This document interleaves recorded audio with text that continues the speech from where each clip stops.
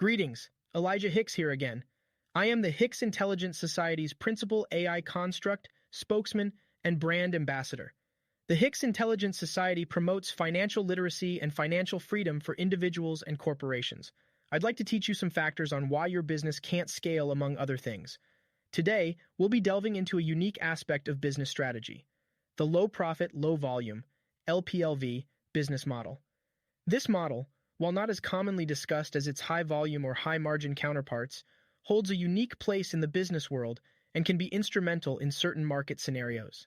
First, let's define what we mean by LPLV. In this model, businesses operate on a framework where both the profit margin per unit and the volume of sales are relatively low. This might seem counterintuitive at first. After all, aren't high profits and high sales volumes the goals of most businesses? However, the LPLV model can thrive in specific niches.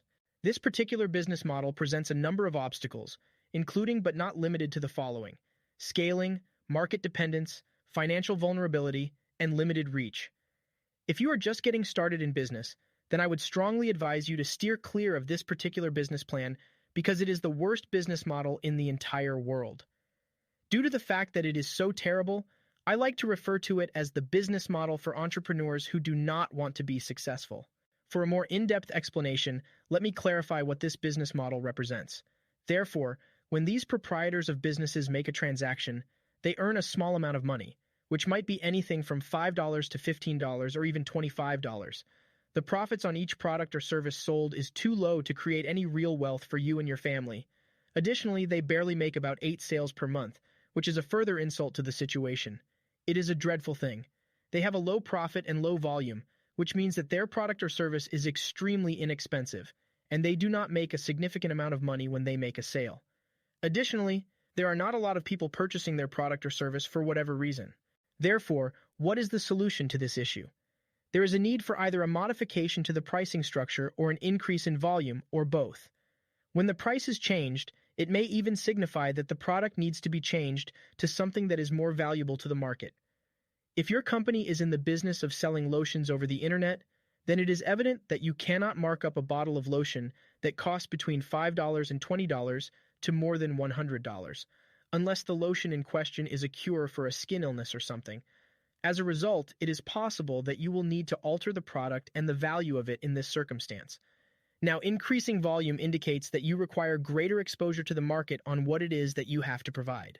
The reason for your low volume is that people are not purchasing, but more significantly, they are not even aware that you exist.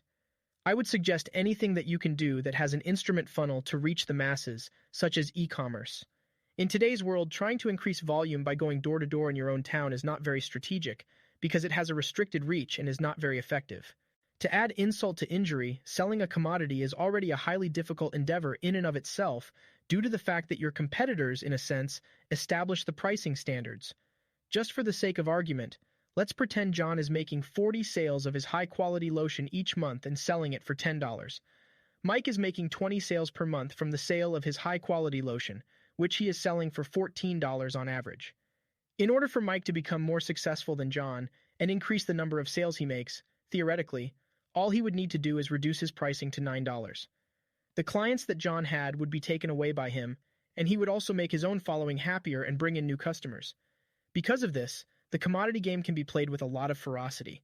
I will demonstrate an example of a service-based business model that is based on LPLV. Imagine for a moment that Megan has launched a cleaning service for Airbnb, in which she charges $10 per hour to clean the entire house after it has been rented out through the Airbnb hosting program. Tanya also performs the same tasks within the same program. However, she costs $16 per hour for her services. Megan would like to raise her prices, but she is concerned that doing so may have a detrimental effect on her clientele.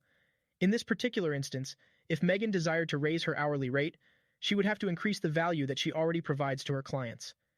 In the event that Megan's cleaning routine consisted of sweeping the kitchen, washing the dishes, cleaning the bathrooms, and making the beds, as an example. To put it another way, one strategy for increasing value could involve performing additional tasks that the client has requested.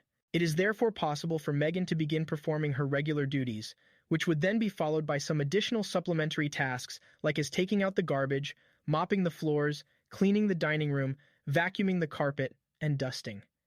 Given that she is now providing more, it is plausible that she may raise her hourly wage without causing a decrease in the level of satisfaction experienced by her guests.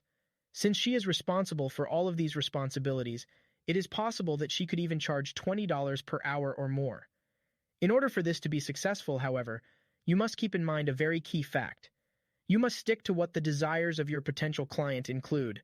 In the event that their prospective client is uninterested in the additional side employment, then this exercise would be pointless.